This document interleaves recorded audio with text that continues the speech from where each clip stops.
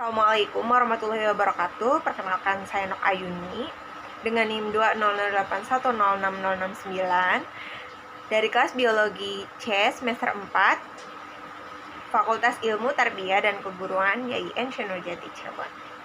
Di sini saya akan memaparkan materi mengenai variasi intrapopulasi. Sebelumnya, apa sih variasi intrapopulasi itu? Nah, variasi intrapopulasi terbagi menjadi dua suku kata. Yang pertama, variasi yang berarti keragaman, dan intrapopulasi, di mana intrapopulasi juga terbagi menjadi dua suku kata lagi, yaitu intra di dalam dan populasi adalah kumpulan beberapa individu pada suatu spesies. Jadi, variasi intrapopulasi apa dong? Nah, jadi variasi intrapopulasi yaitu keberagaman yang terjadi di dalam spesies. Kemudian saat mempelajari variasi intrapopulasi, kita akan mengenal kata-kata yang ada pada variasi intrapopulasi. Yang pertama adalah penon atau vena. Penon atau pena itu morfologi atau menunjukkan perbedaan bentuk dari luar, atau morfologi atau ukuran fenotip yang terjadi dalam satu populasi. Kemudian ada sibling species. Sibling species itu adalah spesies atau jenis yang memiliki karakter yang sama atau hampir mirip nih, tetapi ketika dikawinkan itu tidak terjadi karena adanya isolasi reproduksi atau tidak bisa mengalami fertilisasi. Kemudian ada genepol. Genepol itu adalah kumpulan semua alel yang dimana mempunyai karakter yang unik pada spesies atau populasi. Kemudian ada gynamdomorphs, yaitu organisme hewan yang memiliki dua organ reproduksi, jantan dan betina, secara bersamaan. Pada gynamorphs itu atau hemaprodit terbagi lagi menjadi dua nih. Yang pertama hemaprodit sinkronis dan hemaprodit ansinkronis. Hemaprodit sinkronis adalah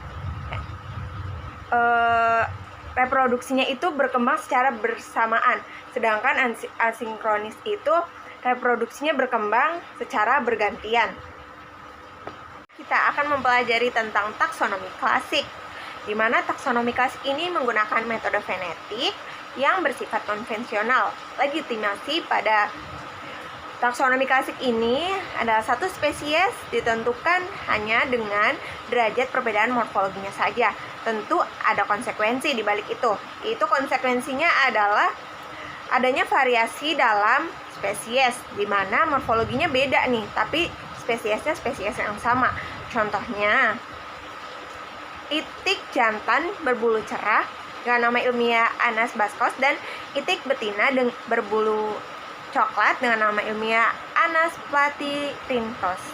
Sebagian besar populasi hewan memiliki pena yang berbeda, di mana perbedaan pena tersebut memunculkan seksual dimorfisme, yaitu seksual kan organ reproduksi.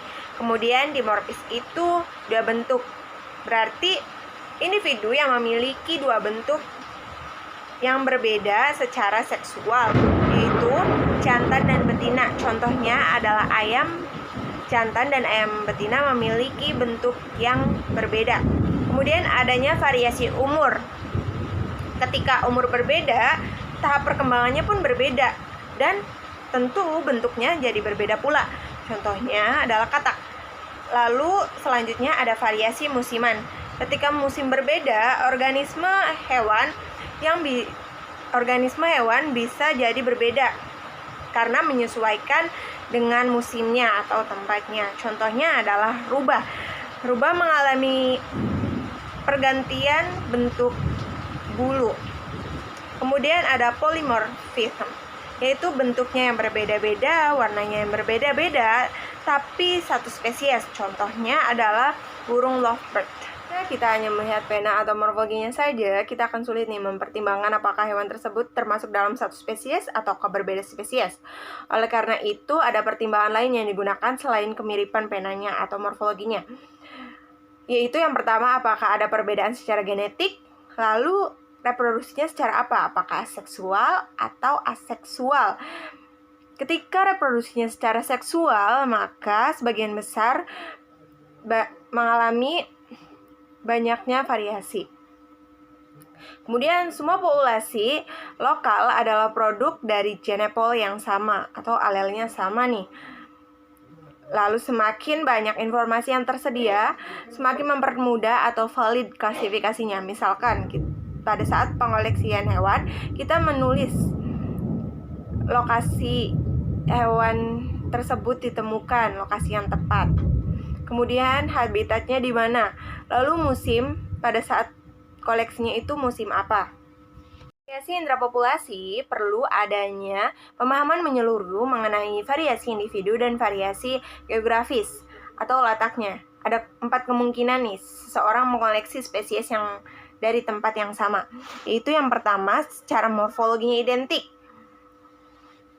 Satu spesies dengan morfologi yang sama tidak terjadi isolasi reproduksi atau bisa kawin. Kemudian adanya sibling spesies. Spesiesnya sama nih, tapi morfologinya sama, tapi terjadi isolasi secara reproduksi karena tidak mengalami fertilisasi.